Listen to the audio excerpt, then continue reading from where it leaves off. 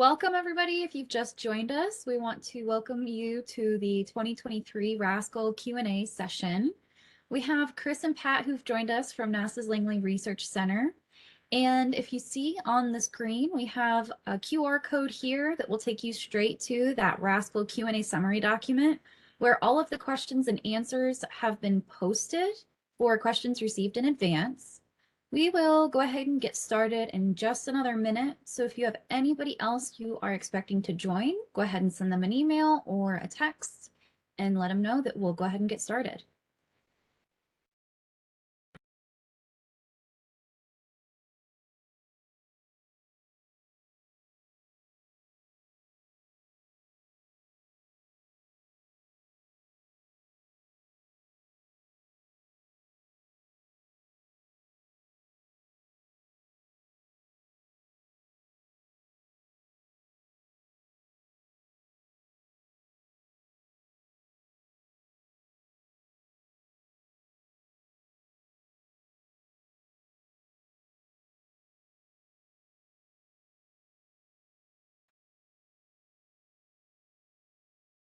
Jen, are you ready?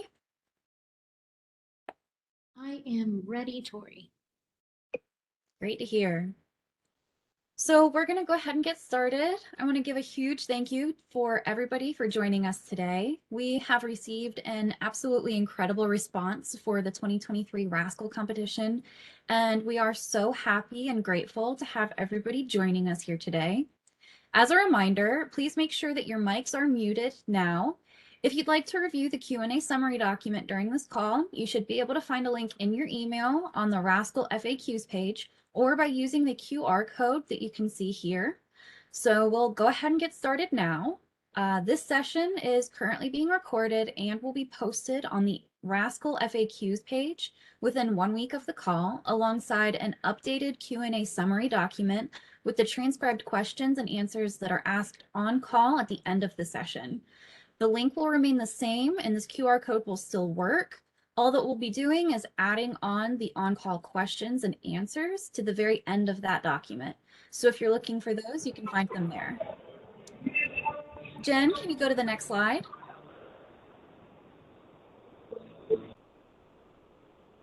Thank you. So this is our brief agenda. And you can see we'll be doing some introductions, some context for this year's themes. We'll be reviewing select questions received in advance. So all of the questions that are highlighted on that Q&A summary document, those are the questions we'll be reviewing on call today. And then we'll take any additional and follow-up questions at the end of the call. And we'll do a short wrap-up. Next slide. So I would like to introduce our RASC-AL program team. For those of you who have not met us, we have Shelly Spears, who is our NIA Director of Education and Outreach. We have Stacey Dees here with us on the call today, and she is our Higher Education Challenges Portfolio Manager. Shelly and Stacey are the glue that kind of keep our team together, so we're really grateful to have them. I'm Victoria O'Leary, and I'm the RASC-AL Project Lead this year. And we also have Genevieve Everly here navigating slides for us. She is our program coordinator for the challenge. So if you have any concerns or questions, you see that email right there. It's rascal@nianet.org, and send us an email anytime. Our job is here to help you, and we are committed to the competition and to helping you all navigate the themes and the context for them. Whatever questions you may have, you can send them on to us. If they are technical in nature, we'll be forwarding them along to our NASA sponsors, who I would like to introduce now. Jen, next slide. In red, I would like to introduce Pat Troutman and Chris Jones, who've joined us from NASA's Langley Research Center. And they have taken the time over the past week to address all of the questions that we received in advance. So we want to give a huge thank you to Pat and Chris for answering those questions. And they'll also be here to answer all of the on-call questions that you may have today.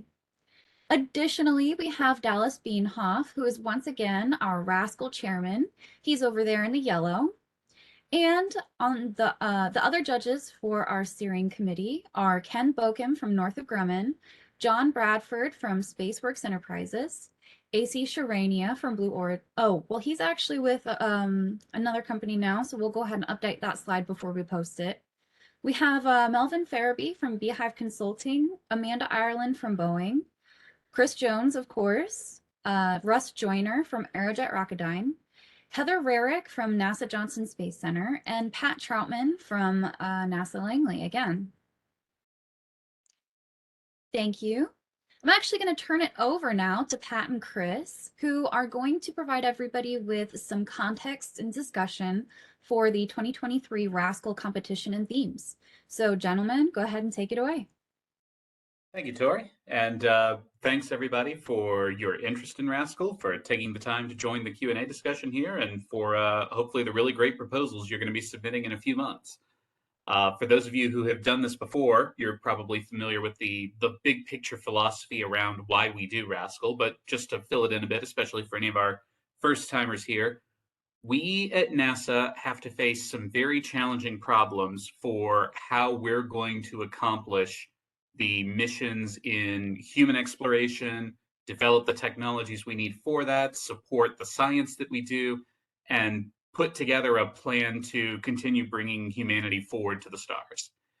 And in doing that, one of the things we have done for a number of years now and are continuing to do is to turn to you, the students who are working on getting degrees in related fields, in order to bring us ideas that are outside the box or that come at things in a different way than we're thinking about them.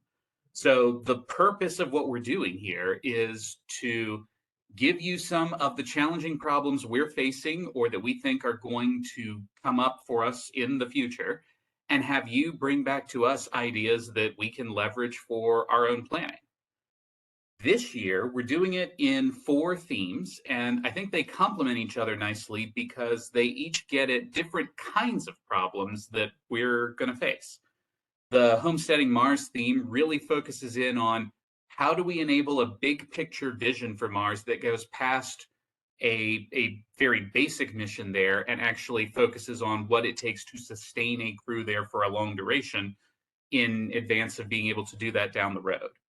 The Lunar North Pole tourism theme gives us a chance to think about how do the systems that we're currently developing potentially enable commercial space endeavors to grow in ways that could have a very synergistic effect between what industry does and what NASA and other government agencies do to advance what we're doing. The Lunar Surface Transporter Vehicle is a chance to get some really new ideas for the very specific challenge we have of managing to move all of the payloads that are going to be coming throughout the upcoming set of Artemis missions, get them in place, and be able to support all of the operations we're going to be doing on the surface there. And finally, the multi-use platform at L1 is an opportunity to think about how do we do the kinds of cross-cutting needs or meet the kinds of cross-cutting needs that NASA has, not just in enabling human exploration, but in supporting industry, in supporting space science endeavors, and in being able to build towards a more sustainable civilization operating in cislunar space. So for that reason, we've got these themes here, and we're looking forward to seeing what you can come up with them. Pat, anything you want to add there before we dive into the questions? Yeah, a couple things. And with respect to the themes, we're looking for that certain mixture of innovation and good engineering. We have teams that are super strong on engineering and systems integration and all that great stuff, and they tell us their process. But sometimes there's no spark, there's no innovation. It's something we've seen before. Sometimes we have teams that come up with very far off concepts that have zero base in reality, but are very innovative. Your job is to find the right mix in between. That's what revolutionary aerospace systems concepts is all about. So this is you have some healthy interplay between your team members here about wanting to step outside the box and wanting to make sure that that box is anchored to reality. So I just want to throw that out there as we look for these things, because we're looking for that next great idea. Yes, we want to get you guys all trained up in what we're doing and get you ready to join NASA and then the rest of the space exploration community as we move forward. But we're also looking for that thing that we never thought about. So think about that as you pull your concepts and your ideas together. It's that balance between innovation and good engineering that we're looking for. We want both, just to be clear about it. And the other thing I just want to throw out here is that I have a feeling that some of these categories are going to be very popular compared to some of the other ones. And just to give you guys a heads up, what happens is sometimes we have a large number of teams proposing one particular theme, and 80% of them are great, but we can only pick 20% of them. So think about this way as you're gaming the system moving forward. If you have something that's just a revolution idea and you know you're going to hit it out of the park proposing that theme, if you have a so-so idea, or maybe it's just a slight reinvention of something that's done before, you might want to look at another theme where you'd be more innovative, where there might be less people. Therefore, you can become more competitive. So there's the general context for what we're looking for and how to play the game moving forward. That's it. Thanks, Pat. Thanks, Chris. And just so you're aware, I've made you both co-hosts of the meeting, so I think you should be able to turn your videos on if you're interested in doing so. Jen, could we go to the next slide? All right, and we're going to be first covering all of the miscellaneous, or just the highlighted miscellaneous questions that we received in advance. If you're following along with the Q&A summary document, we're going to be going straight from the top to the bottom, so you can just grab those highlighted questions and follow along. Next slide. All right, so the first question is, in terms of research paper documentation, which area in terms of criteria for evaluation of proposals do teams suffer most in? Yeah, this was a really great question, Tori. And in fact, I suggested we move it up to the start here because I think it lets us talk about something that motivates a lot of the questions you're going to see. So, in my mind, when we think about what challenges sometimes student teams have when they're proposing or when they're even coming and giving their final presentations, one of the biggest that has always jumped out at me is how do teams handle the uncertainty involved both in the problem itself and in their solution to the problem. And so that's why I wanted to talk about this answer first here. The themes we're putting together, just like the problems we're trying to solve, we don't have the full answer for it, and there's not one specific solution we're looking for from you. Instead, we're trying to provide bounds that define what the problem is that we're hoping you can help us solve and give you the room to play in, as Pat was describing, to do good engineering and come up with revolutionary ideas for how to solve those problems. So you'll notice, for example, in that Q&A document, there's a lot of places where the answer we gave to the question was, give us your assumptions and defend them and justify them. And the reason we do that is, again, we don't have all the answers here, and we're not looking to just give you a very formalized problem like you might encounter in other contexts. Instead, we're looking at how you think about and structure the question, how you make the assumptions you need to make in order to justify what you're doing, and how you can communicate that back effectively. And that's an area where we've seen teams in the past struggle to do. They can define how they're responding to the very explicit parts of the question, but sometimes they struggle a bit to communicate what are the assumptions they had to make in order to arrive at a solution or to address a question that came up as they were brainstorming about the problem. So if you think about how to do that, how you would make a compelling, technically grounded case for the solution you're coming up with, as well as the way you're responding to the problem, that'll really put you ahead of everybody else. Thank you, Chris. The next question is, what lunar community infrastructure is planned to be on the lunar surface, if any, by the proposed date of 2028? So one of the things that NASA is doing is putting together its plans for an Artemis base camp, which will help lay out where that's going. And I think there have been at least a few publications there that folks can run down. Pat, is there anything else that we can put on the RASC-AL website that will give folks some resources?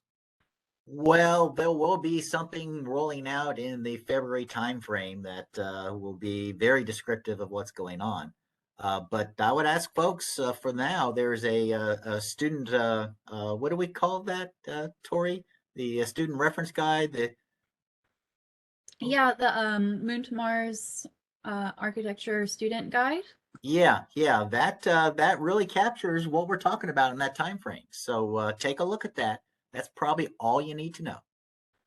Alrighty, everybody, that is Exploration Frontiers. On the resources page, there's a big red button at the top. If you'd like to read that, you can find it there. Jen, next slide.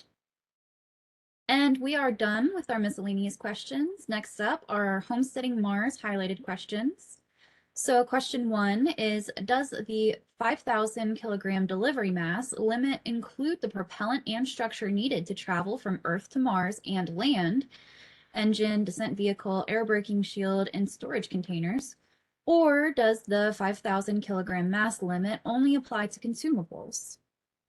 Yep, this question, and we had a few variations on it in the Q&A document, essentially is, what do we mean when we talk about the 5,000 kilogram limit? And so hopefully this clarifies it, that 5,000 is the consumables and or the spares that you are delivering every 2 years. The systems that allow you to do that delivery, launching it from Earth, flying it to Mars, doing entry, descent, and landing, the containers even to hold it, those don't count as part of the 5,000 kilogram limit.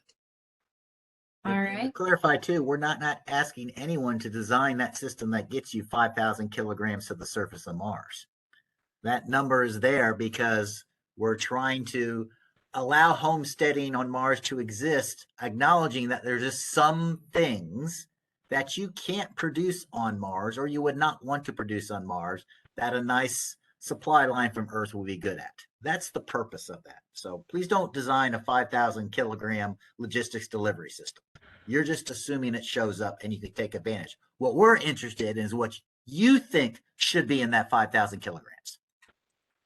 Thank you, Pat. Question 8 is, during that 7-year period, is NASA interested in covering as much Martian area as possible, or would scientific goals be ideally more centered on researching targeted areas of Mars? So I'd recommend that folks go and research what NASA currently has published and what they've previously published about the science priorities for human exploration of Mars. There's the Mars Exploration Working Group. There's the decadal surveys that are published for planetary science. There's a number of other documents out there that describe what those goals are. But also think about the nature of this theme. If you're going to be homesteading and maintaining a centralized location to keep a crew, what does that align best with from a Mars science point of view? And as I suggested will be the answer in a lot of these cases here, tell us what your assumptions are and why you made them. Thank you, Chris. Next slide, Jen. Should contingency plans account for just crew evacuation or include plans to reestablish surface presence?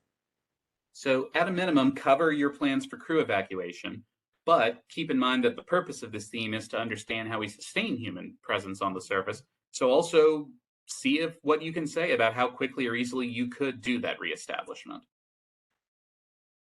We plan to send a secondary crew halfway through the 7-year mission to Mars due to psychological and site exploration expansion benefits. Will the addition of another crew affect the cargo requirements? So essentially, yes, because remember, our goal here is to see what it takes to sustain that initial crew for 7 years with as minimal support from Earth as possible. If you think it really is necessary to send a secondary crew, then what it takes to do that is going to come out of your 5,000 kilograms, because that's sort of going beyond the original vision of the theme. Next slide. 31 is, how many launches are allowed before the humans are sent to Mars? So we're not putting an explicit cap on the number of launches, but remember that part of this theme is describing what all you need to send to build up to enable this homesteading of Mars. And that includes being able to describe the costs and the availability of launches. So keep in mind things like, what are the expected launch rates for the SLS going forward? How quickly could various commercial launch providers get up to different paces? And make sure that the assumptions you're making are realistic, either with what's out there or what could be projected from what's out there. That will make your solution that much more credible to the judges. 42. Are you looking for an in-depth vehicle system design or a high-level mission overall design? Here, I think the architecture is really the key, as is especially describing the surface systems that are necessary to enable this homesteading Mars architecture. Uh, that's the area where I feel like we're really getting a chance to explore some new ground with the responses that you're going to put together. So other elements like the in-space transportation systems, they're relevant to defining how the architecture is set up, but they're of a lower priority. And so if I were thinking about where I'd expend my effort, it would be less on the detailed design of an in-space stage and more so on how do I make sure that I'm keeping the crew provisioned with everything they need with a system that's reliable on the surface of Mars. Okay, next slide. How in detail should the contingency strategies be described? Should it be at a component level, like component redundancy, or more at a mission level? So you're going to ultimately be constrained to just a 15-page technical paper and about a half hour of presentation time. So you're going to have to keep things at the mission level for what you describe here. Now, understanding the impacts at subsystem levels and at component levels would be good if there's room to address it or as part of your own analysis and design work, feeding back up into the mission level impacts. But yes, keep the focus here at the mission level. Number 46, can we use pre-existing or new Mars orbiting satellites as the primary communication source with Earth, or do we need to have direct surface-to-surface contact? So you can definitely use existing or planned future assets, although I would recommend you at least make some quick analysis or acknowledgement of how well those can support the, say, communications bandwidth you might need to have. If you want to use new assets that aren't currently planned for in what NASA has published, then those are going to count as part of the mass and power and volume and cost estimates of your architecture to get set up. All right, next slide. The challenge, oh wow, this is a very long one. So you all can read this question in the Q&A summary document. Chris, do you mind providing some info on the answer? Sure. So essentially, to summarize here, this is again getting at how we think about and what we really mean by the 5,000 kilogram cargo limit, what gets defined there and what gets included. So to address the question there, the initial crew that you're sending does not count as that part of the 5,000 kilograms. They're part of the much larger amount of mass that is the initial deployment and the beginning of your operations. Additionally, the mass that you're sending with the crew, their EVA suits, their food and water and personal supplies, those also don't count. They don't count against the 5,000 that you get every 2 years once you're underway and operating. They do roll into your estimate of what does it take to get everything set up and to begin with. Essentially, the way I see it is there's two kinds of mass to think about here. There's all of the systems and the up to 2 years worth of logistics that you're going to either pre-deploy before the crew gets there or send along with the initial crew when they're arriving. And then beginning 2 years after they begin operations on the surface of Mars, there's the 5,000 kilograms of cargo that you get every 2 years subsequent to that to sustain them through the 7-year mission. Thank you, Chris. And I do Hey, want to. hey, Chris, I want to go back a little bit because Sure. again, that 5,000 kilograms every other year is to help sustain the mission, not solely sustain the mission. The whole point of homesteading is that you're living off the land. You wouldn't be sending water in that 5,000 kilograms because guess what? There's water on Mars. So again, that's an augmentation. It's like the settlers out in the fort in the wilderness. Every once in a while, a supply of rifles comes in because they can't make it there. So that 5,000 kilograms is that stuff that's better off coming from Earth than trying to create a whole infrastructure on Mars to create it. Yeah, Thank you, I just Pat. want to echo that again and emphasize it here because we're keeping it maybe a little subtle in the way we originally phrased the theme, but Pat's getting at it exactly, which is that the 5,000 kilograms there should be the things that you really can't make at Mars, but that you're going to need because it is hard to sustain a system that keeps astronauts alive out there for 7 years. The things that are relatively easy to make or to reuse or to repurpose on Mars, those probably won't be able to fit in your 5,000 kilograms because you're going to be so busy bringing the things that you can't make. So as you think about what that 5,000 kilograms should be spent on, very much keep in mind, what do you absolutely have to have that you're not going to be able to get on Mars, even by doing fairly significant investments in situ resource utilization. Thank you, Chris, and thank you, Pat. This is the end of the Homesteading Mars highlighted questions. So now we'll be covering the Lunar North Pole tourism questions. Next slide. So first question is, do any other systems besides the lunar lander have to be NASA or commercial proposed, or can we design our own? So there is room to design your own, but the costs of designing and developing, building, deploying, operating those systems now needs to factor into how you compute the profitability of your business case. You can certainly rely on needing a new system, but the costs of doing that are going to factor into when and how you achieve the profitability that's a point of this theme. Are we allowed to use NASA's gateway that is already orbiting the moon? So yes, but you need to describe how your concept interfaces with the currently planned gateway operations and doesn't hinder what would be the ongoing Artemis campaign at the same time. The gateway could potentially be useful there, but remember that it has a primary mission, and you would need to be able to make a credible case to NASA that what support you require from it isn't going to hinder that primary mission. All right, and that's the end of our Lunar North Pole tourism theme questions. Victoria, I want to expand on that a little bit. Jen, can you go back? I wanted to point out, I think one of the questions or some questions that have been asked of me is, why did you choose the North Pole? And the simple answer, there are two things. Number one, it's not the South Pole because that's where Artemis is going. And I didn't want people to have to worry about what was going on with the Artemis interacting there. I wanted to have a blank canvas to look at a set of destinations and to come up with a operational case for making a profit. And the second thing is the North Pole.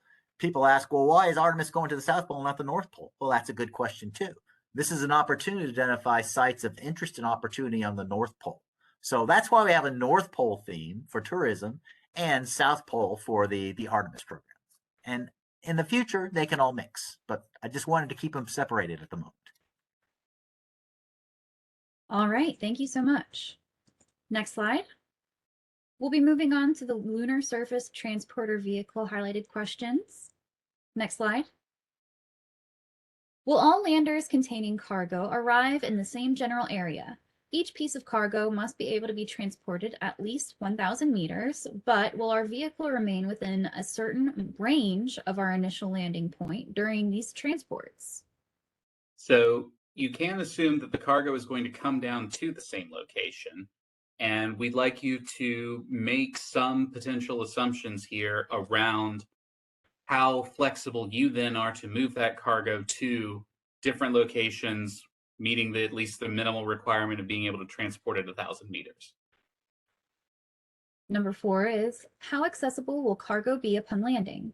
Will our vehicle need to extract cargo from landers, like open doors, reach inside, etc., or will it be dropped? So you should assume that the cargo will require some degree of manipulation in order to access it, to maneuver it to where it needs to go, to deploy it. And what we want to know is, for your system, what are the assumptions you make about what your system can do?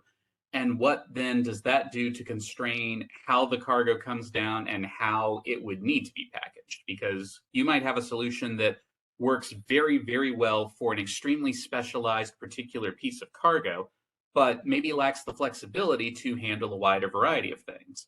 And at that point, that then puts a constraint on the people who are designing the cargo to fit in that very specific box. Whereas if you can come up with a solution that is more flexible in what it can handle and how it can handle it, that makes it more robust to the different kinds of cargo that will be coming along for future lunar missions. Thank you, Chris. Next slide. Will the rover and lunar habitat or other payloads be shipped to the moon at the same time, or would the rover be shipped before the lunar habitat? So go ahead and assume that the vehicle here, the Lunar Surface Transporter, is going to be delivered independently of any cargo it's responsible for transporting. Is it reasonable to establish a standard for possible cargo shapes, sort of like CubeSat 1U, 2U, etc. sizing, that missions would need to have to conform to for us to transport them, or should we design for all shapes and sizes within the maximum dimensions? So to build again on the previous answer that I gave, the greater the flexibility you have, and thus the fewer requirements you would impose back on cargo, I think that makes your concept more attractive.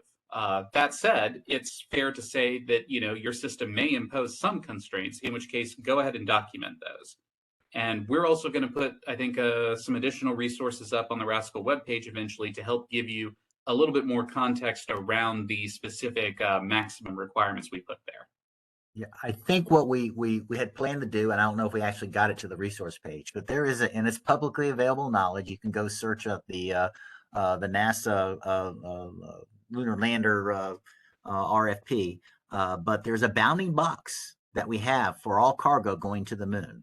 It ranges from 12 to 15 tons, and then from 5 meters to something else. And there's a shape.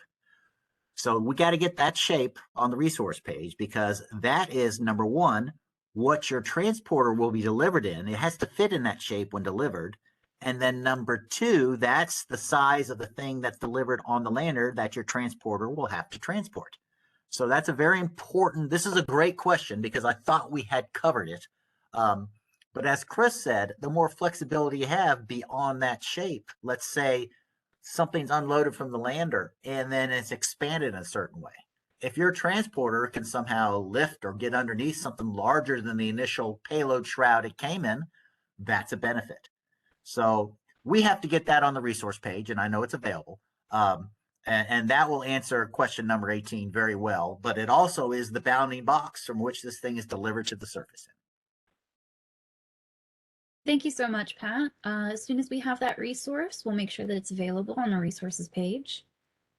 Next question is, the payload will be 4.57 meters in diameter and 7.8 meters tall. Will it be capable of being laid on its side? Does the payload have to stay vertical at all times, or can it be carried in other orientations? So 21 says to me, we already put that information on the website because they have that is the bounding box that they have. So I think it is there already. So I'll let Krista answer the question though, but 21 indicates that 18 is already answered. Yeah, in terms of the maximum constraints there, we've given them that. I wasn't sure if we'd given them any more detailed geometry paths. So, like, for example, should they expect that there's an interface within that bounding box that they could plan to reach to? Or, as we said, should we ask them to be as flexible as possible or to describe what constraints they impose? Yeah, and that's all TBD right now. So, all right. answered it correctly. And so to that same degree here, I think it's worth having you document the implications that your system and any payloads you encounter would have if you are in fact constrained with orientations. If you have the ability to handle it in any orientation, again, that increases the flexibility of your system. If your system requires that it be maintained in a certain orientation, then let us know that, and that helps us understand how big of an impact that would have on the rest of the cargo architecture that would need to be supported by this. Yeah, and just to expand on this a little bit, that bounding box is given to the cargo lander competitors, and we're not telling them what the orientation has to be when they land it. So it can be either vertical or horizontal. And as Chris says, if your mechanism or a transporter can do it in both modes, that's better than just one mode, but not necessarily required. Thank you. Is there a minimum size or mass for the payload?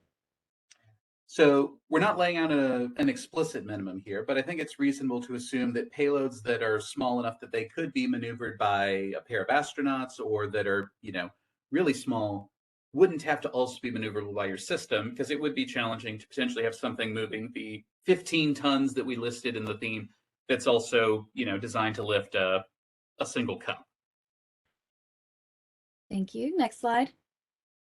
What are the types of payloads we will be transporting? What types of payloads will the transporter be carrying most often? Shapes, density, fragility?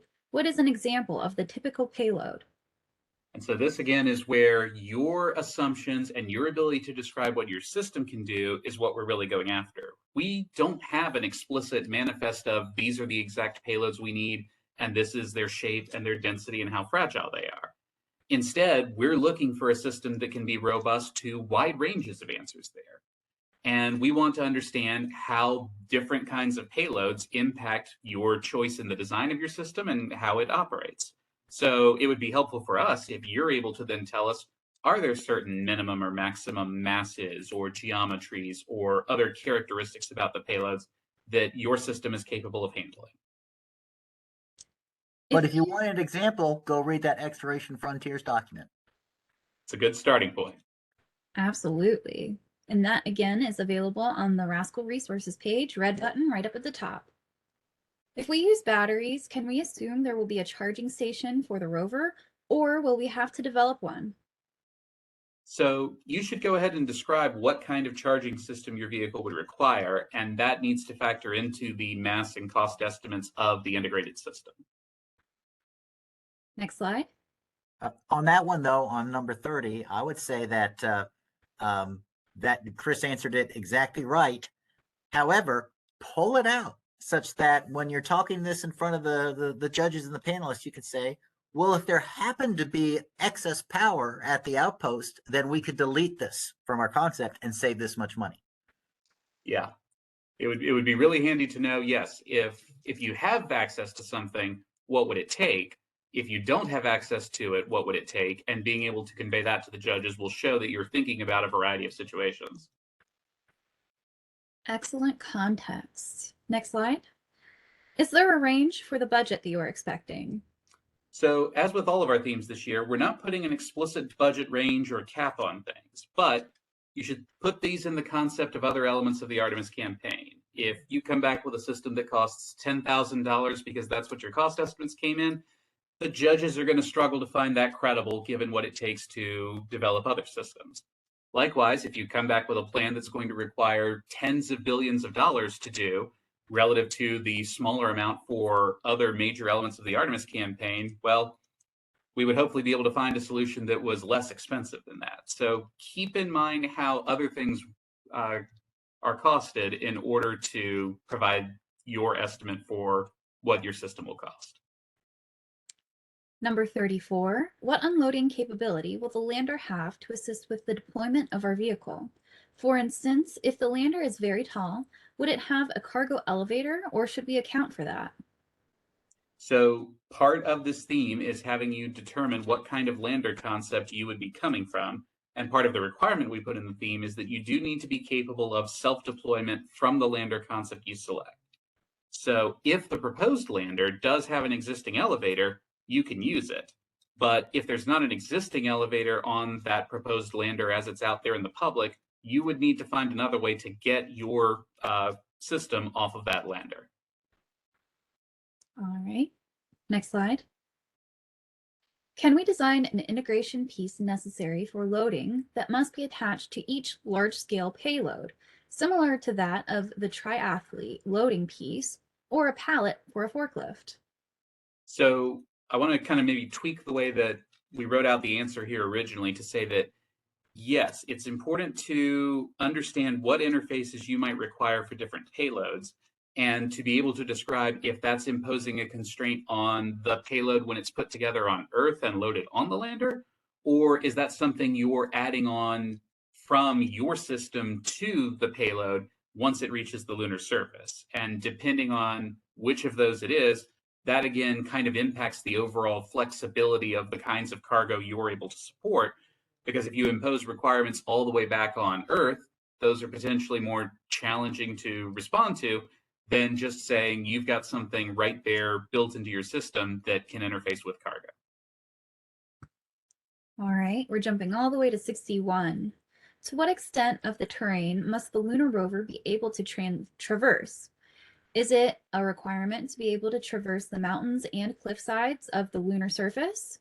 What is the estimated maximum slope of the terrain that the vehicle must be able to traverse? Will it be necessary to venture into permanently shaded areas? So this is kind of a mix of that. We're not trying to over-constrain the problem for you, but a few of these I think are good things to clarify here. So again, tell us what your system can do and why you've designed it to be able to meet those constraints, but maybe not others. That said, we're not looking for an all-purpose vehicle that can be used for every possible need on the lunar surface, such as venturing down into a permanently shadowed crater to acquire ice. We're primarily focused here on the ability to offload cargo and move it and deploy it. So being able to fit requirements that do that is far more important than the vehicle being super flexible in all of the other kinds of missions it could do. Alrighty. And I think that's I want to add on to that a little bit because let's be careful with minimum requirements and the potential. So the minimum requirement is move it, 1,000 meters. Well, that's 1 kilometer. You got to think, if I can move something a kilometer, can I move it 10? Is it that much more of a system impact? Maybe energy storage it is. You want to identify what, with slight modifications, you could accommodate beyond the minimum threshold. And if you can design it to go beyond the minimum threshold and do more things, that's a plus. Just don't go overkill in trying to make it do everything at the cost of its primary mission. So there's the threshold and the goals, and I think in the write-up it talked about, unloading and moving things away from the lander. But imagine a scenario where we could move it to the next place with a crew lands. Maybe it could be a habitat, it could be a power system, something like that. It doesn't have to move fast, but think about beyond the minimum and identify, what mods it would require or how minimum of impact it might be just to go an extra, 30 kilometers versus 10 versus 1, that type of thing. So don't limit your thinking to the minimum. Limit to what's practical in the bounding box and the design requirements we've given you. That's a great point, Pat, and I think it harkens back to what you said at the very beginning, which is if all you're doing is presenting a well-posed solution that hits the minimum, you may well have done some very good engineering work, but you probably haven't come up with a really revolutionary concept that blows us away and is something we'd want to focus on. Having those additional capabilities that still fit in the boxes of what we've defined, that's probably what's going to make your concept really stand out. Thank you, gentlemen. And so that is the last question for the Lunar Surface Transporter Vehicle highlighted questions. And we're going to be moving on to the multi-use platform at L1 highlighted questions. Next slide.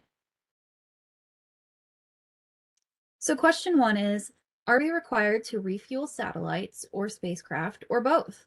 Also, are we required to stay at the same location in space and have our customers fly to us? Or are we expected to fly over to our customers?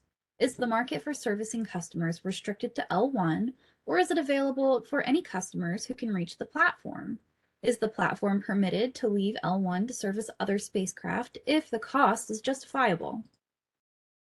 So here, I think we can address quite a few of these questions here. So part of what we're trying to do with this theme is open the question up of what kinds of services or missions could you conduct from a platform that remains in L1 that would be useful. And so there's not a requirement that you perform refueling. You might decide that other functions are more amenable to what you want to do, but it's certainly one of the possible services you could provide. We do want, however, to keep the system in L1. And so any client system that's coming to, for example, be refueled or be serviced should be planning to come to the platform in L1. Does the single launch requirement prohibit platform refueling operations after initial launch? No, the platform can definitely be refueled in subsequent launches if, for example, it is serving as a system that refuels other vehicles. It's just that the hardware for the platform to operate should be able to be launched in a single deployment. Next slide. What cost requirements should we consider when designing the platform? So again, as with all of our themes, we're not putting an explicit cost cap on, but we are asking you to describe the costs to design, develop, build, deploy, and operate that system. Would utilizing the SLS Block 2 be permitted if we assume it is completed in 2029? So if you can put together a case that says that, yes, we think there's real reason that an SLS Block 2 would be operational in 2029, then yes, you can assume its availability. Thank you, Chris. And I think those are the end of all of the theme questions that we received in advance that we're going to be highlighting today during the Q&A session. Tori, we might have a couple more. Oh, just a couple more. Here we go. Are we limited to maintenances of spacecraft in cislunar space? Is the L1 platform use limited to cislunar missions? Can it be used to support Mars missions or other deep space operations? So again, we're not constraining you to one particular use or even a particular list of missions to do. We provide some ideas there in the description of the theme, but even that's not an exhaustive list. So it does not have to do maintenance. It does not have to be limited to maintenance. It could be used to potentially support Mars or other deep space missions, but keep in mind that the goal is for this to be a platform that's remaining at L1. And in fact, I can jump ahead and answer the next question, which is, at L1 does not necessarily mean at that exact geometric point in space. It could also, recognize that there are orbital mechanics that are necessary to maintain orbits that stay very near L1, but we don't want an orbit design that takes it very far from the L1 point. All right, and Caitlin Ruiz, I hope that it helps answer your question. And I think this is the end of the theme questions we received in advance. We're going to be moving on to the programmatic questions that we've highlighted to cover during the Q&A session. And Genevieve Eberly is going to be helping by reading these questions. So Jen, could we start with question 2? Absolutely. So question 2, what is the procedure on 10 or more members on a team? We are collaborating with another university and currently we are at 11 members, but there are others interested in joining us. This is a great question. There are no limits on the number of students who can participate or collaborate on a team. So we really want to emphasize that for writing the proposal and the technical paper, you guys can use as many people as is helpful to you. All students who participate should be listed on the proposal and later in the technical paper, as well as any advisors that you guys have and would like to include there. Regarding the forum, if your team is selected as a finalist and there are more than 10 students on your team who plan to attend the forum, then please email us at rascal@nianet.org as soon as you know who those individuals are to request approval for more than 10 attendees. Approvals will not be granted for more than 15 students per team. Universities with multiple finalist teams may bring up to 15 students per team, and the limit does not apply to faculty advisor attendance. Next slide. Question 4. We've had a few team members complain about the new limit of number of participants at the forum per team. Can you explain this rule? Can the forum be open to the public to attend? So we get the second half of this question every year about being open to the public. Hopefully this answer can help explain the new rule. So we have added the new 15 student team limit on the number of forum participants per team. Of course, like I just said, that this does not apply to advisors, and universities with multiple teams as finalists may bring 15 students per finalist team. The new limit of 15 forum participants per team was added this year due to the limitations on space at the hotel, also limitations of catering at the hotel and with tours. So the new limit takes these factors into account as well as many others, and it also accounts for the attendance history per team for the past several live RASC-AL forums. So the past couple of live forums would be this past year, also 2019, 2018. The limit helps to keep the quality of RASC-AL events high while still inviting as many students as possible per team. Unfortunately, there is just not enough seating for us to open up the forum to the public. Team presentations made during the RASC-AL forum will continue to be live streamed and recorded for others to enjoy live and after the forum.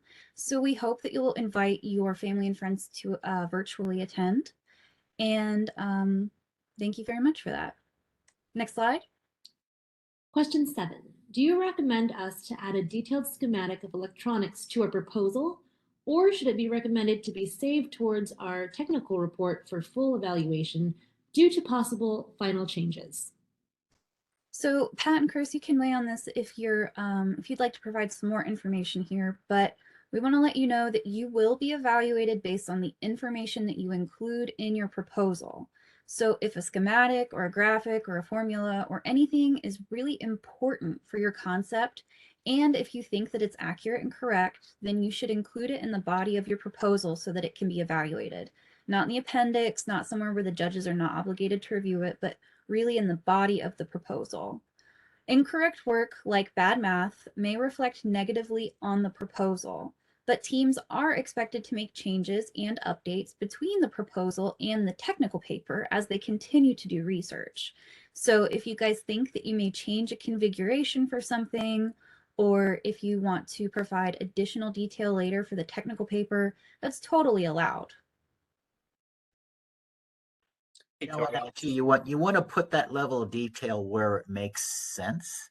Just because you can do a detail level electronic schematic, if it doesn't add to the value of the concept at the overall level, you probably want to spend energy doing other things. For example, in the Lunar North Pole tour theme, we probably don't want to see a lot of detailed electrical layouts of systems because it's more of a business case. But if you're talking about on the homesteading thing of what your power grid's going to look like or how the L1 depot is going to share power amongst its payloads, then it makes sense to do that. Along the lines, there's another question about a communications assumption. Homesteading Mars, you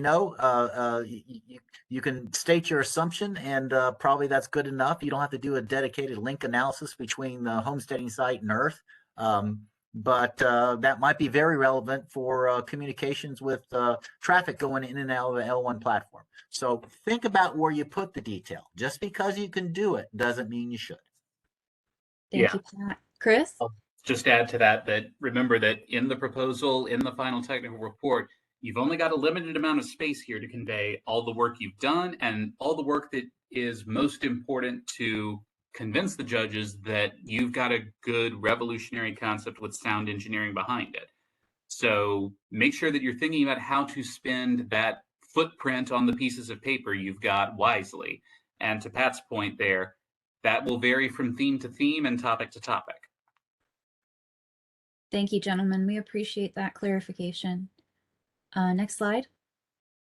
Question 10 is, go ahead, Jen. Oh, do you want me to still read it, Tori? Yes. Question 10, can we use part of the $6,500 stipend to buy prototyping materials? Excellent question. As you may or may not know, last year we added a prototyping element as an optional piece for forum participants, and we have continued that this year. So we've also increased the stipend by $500 from $6,000 to $6,500 from last year. So the answer to this question is the $6,500 stipend is an award made to the university to help facilitate the team's full participation in the forum, whatever that may be. So it is up to the discretion of the team's faculty advisor to determine how that money is best utilized. So yes, teams may use part of the stipend to buy materials for, build, and ship their prototype. However, please ensure that your team has enough funds to send the minimum number of students to Cocoa Beach for the forum. So that minimum number is 2. Hotel rates are at least $200 per night for 4 nights. Registration fees vary between $350 to $380 per person in the past. There is no limit to the amount of additional fundraising teams may want to do to support their RASC-AL projects. So if you all get selected as a finalist and you know you're having this stipend and it'll afford this many students, you guys are welcome to do additional fundraising in addition to that, or to seek additional money from your university for capstone projects or other student projects. But we just want to have you keep that in mind if you choose to use some of the stipend to buy prototyping materials. Next slide. Okay, and so that is actually the end of the questions that we wanted to cover here today from the questions received in advance. If you all have a question, now would be the time to, I think you can virtually raise your hand down at the bottom. You have the ability to click the raise hand function. Also, you're welcome to type any questions that you have directly into the chat, and somebody from the NIA program team or from the NASA team can help answer. You're also welcome to unmute yourself if you'd like to ask that question in person. Let's see.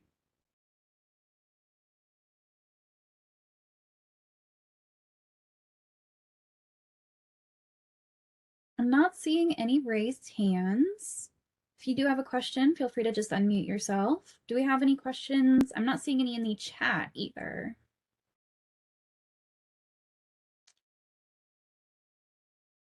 Moon theme. How delicate do we need to be with the cargo? So yeah, similar to the other questions there around, the specific kinds of payloads to expect to handle, we'd like to know how delicate you can be. Give us some thoughts on things like the accelerations that you would be imparting upon a payload, or what vibrations you might be conducting to it, because I think, again, a system that can handle a variety of delicate or fragile payloads does have some greater flexibility than something that's really only good for transporting bulk cargo. Thank you, Chris. And if you guys will point your attention to the screen, we have Pat Troutman sharing his screen on what appears to be the latest spaceship design. For the homesteading Mars theme, is there a limit on actual physical space that the system at the surface would occupy? No, we're not constraining the volume here of what you're delivering to us. So just make sure to describe how much space that you would require and how those systems would, potentially be manifested across multiple launches to get them there. From Adam Pollock, should we focus on manufacturing propellant for the return trip for the homesteading Mars theme?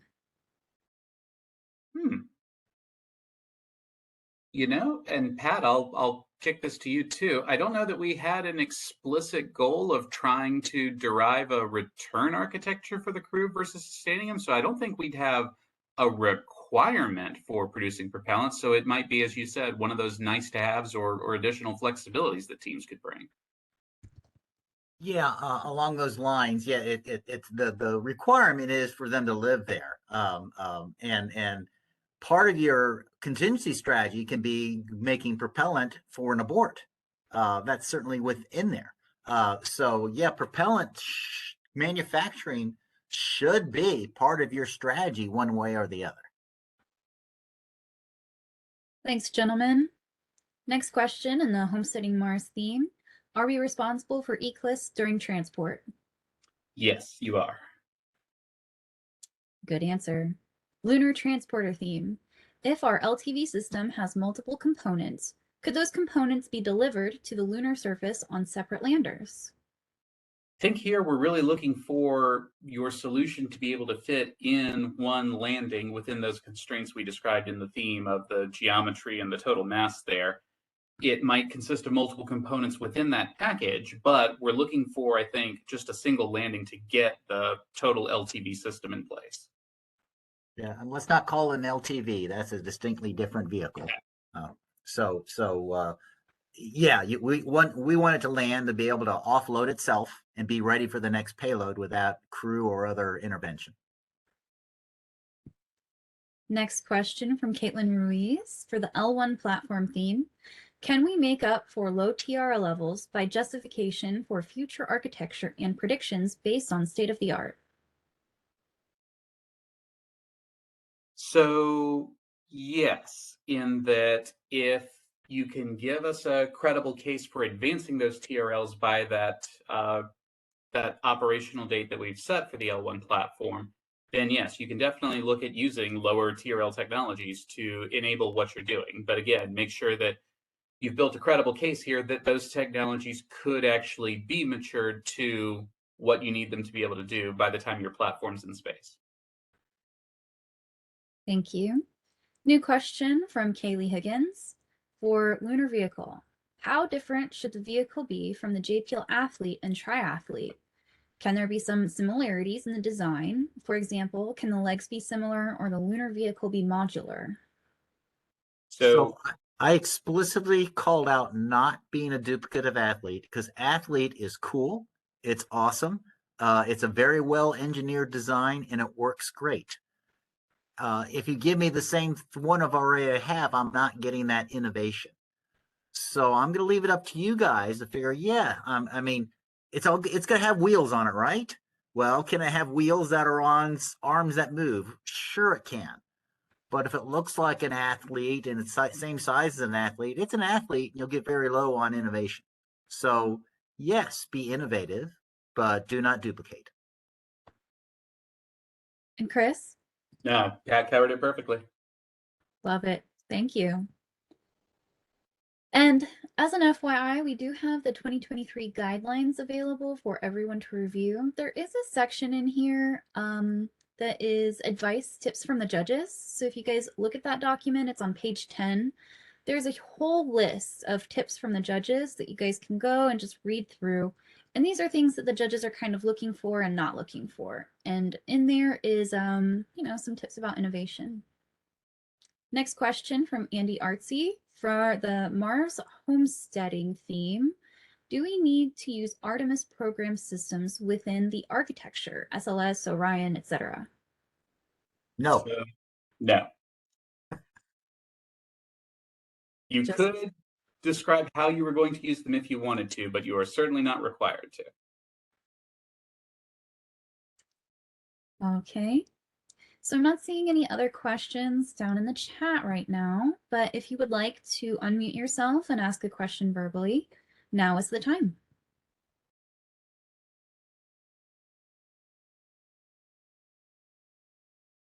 No questions about next year's theme about building starships on Earth and levitating them into space?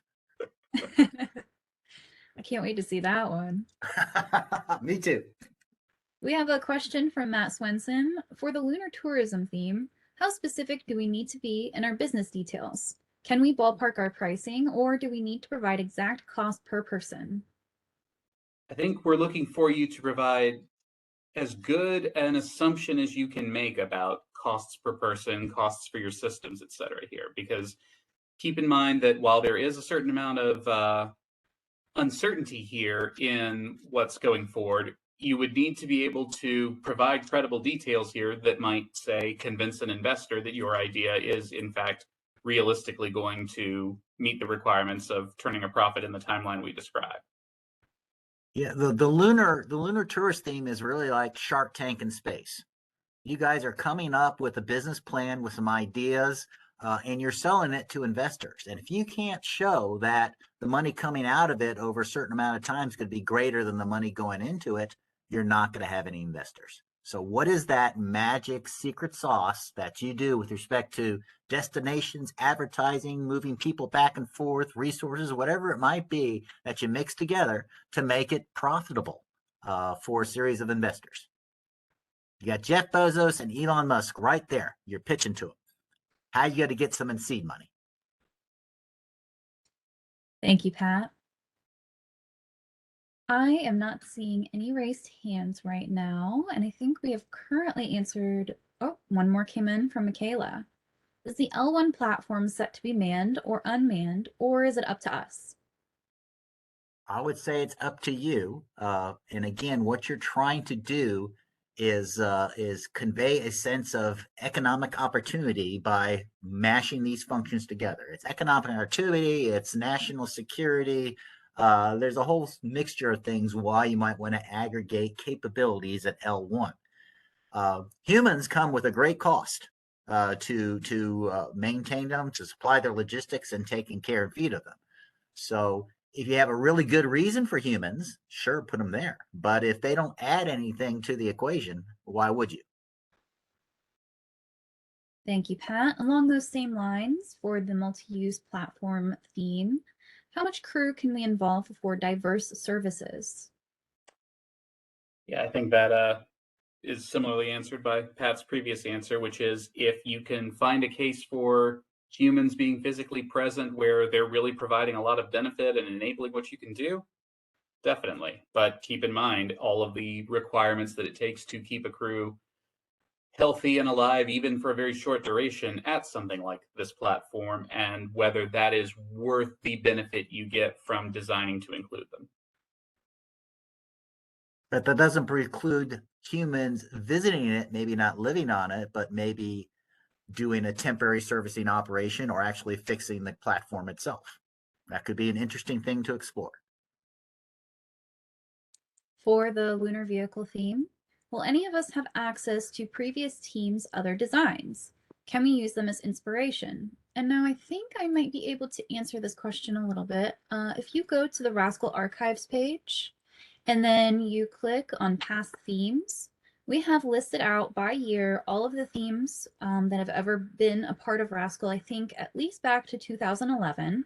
Along with those are going to be the theme document with some additional information there and a link to either the first place winners and second place winners or to the entire forum presentations.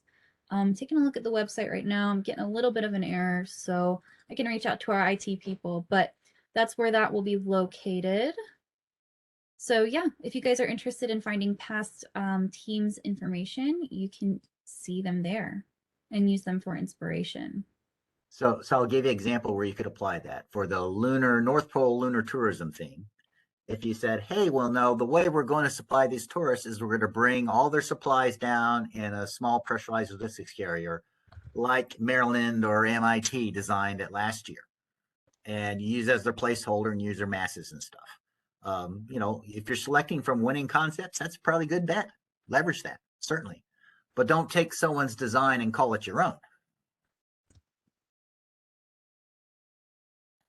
All right, let's see. And we actually have a similar answer to that in the Q&A session summary doc. If you guys want to take a good look there and read through them, that answer will be under the programmatic section. Do we have any other questions? Can we use the lander as storage / habitation on Mars for the Homesteading Mars theme? Sounds like a great idea to me. All right. So I'm taking a quick peek. I don't see any other hands raised now. Jen, do you mind sharing your screen again with the next slide?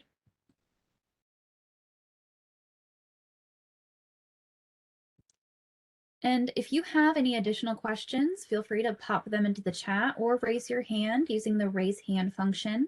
That's down at the bottom. It should be next to the share button or next to the ellipsis or the red X end meeting. Don't end the meeting yet, but you guys can use the raise hand function or pop your question into the chat. So if you have any additional questions going forward, we encourage you to reach out to us at rascal@nianet.org. Each question will be responded to directly and posted onto the FAQs page for everyone to view. So we encourage you to go back there periodically to see if there are any new answers to questions you may not have thought of.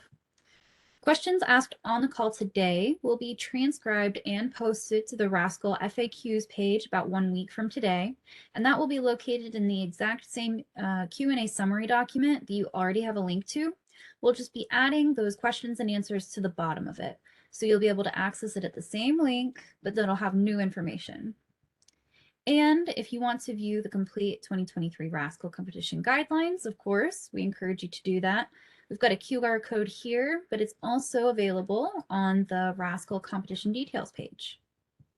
Next slide. So I'll just show this while we answer a couple more questions. These are the important upcoming dates. Of course, the next important upcoming date is going to be the deadline to submit proposals and videos. And after the selection of finalist teams, all of the dates in green and the blue date are for finalist teams. So we do have another question that's come in from Kaylee Higgins in the lunar vehicle theme. Is there a go-to handbook for lunar construction or current construction plan? So I think there we would point you again to that Exploration Frontiers document that's on the recommended reading. And if we have other resources that describe what's going to be coming later on as we get closer to the proposal deadline, we'll have those posted as well. Thanks so much, Chris. All right, so we will leave the floor open for just another couple of minutes.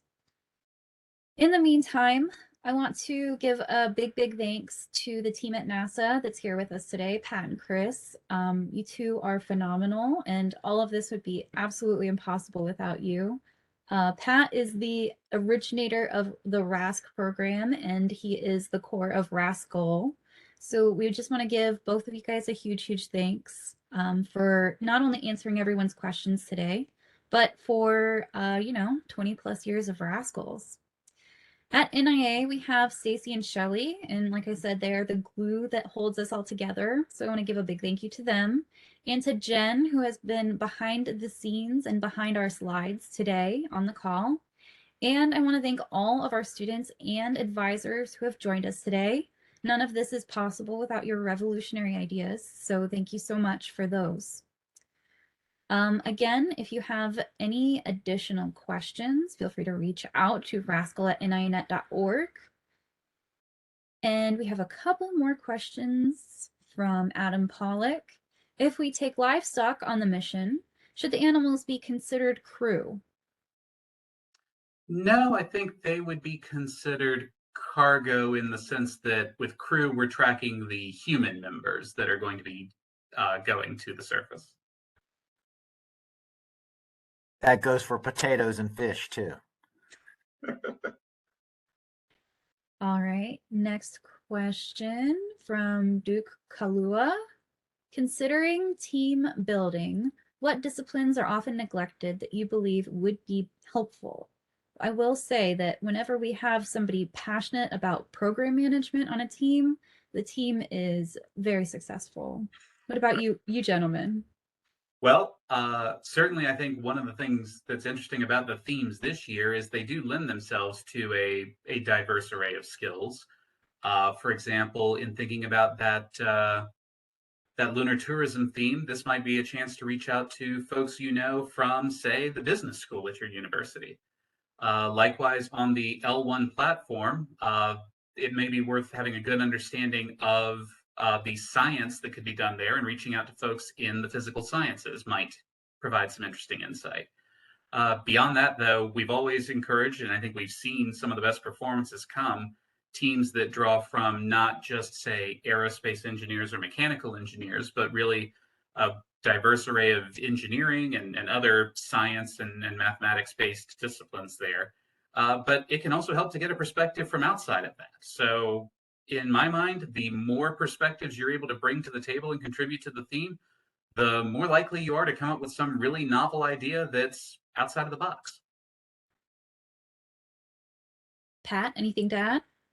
Well, I'll just echo what Chris says. When you have a diverse set of people on your team from differing backgrounds, that's where innovation happens because it pulls everyone out of their boxes. Like on Homesteading Mars, I hope some people get some, farmers and agricultural majors on their team to help out with that. That's homesteading is not just spaceships. It's all about the community. It's about sustainable living. It's about working together with what you got.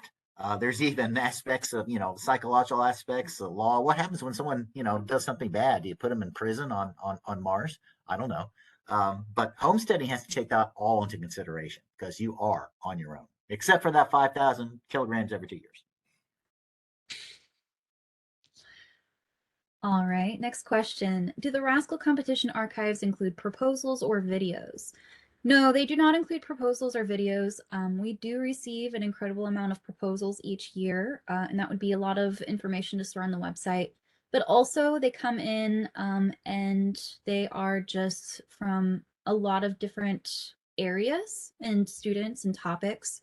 So we really encourage you to do your own original research for your proposal.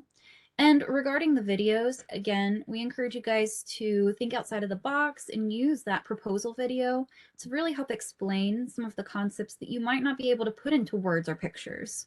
We think that's a good opportunity for you to showcase your design, showcase your team, and tell us exactly what your RASC-AL project is about.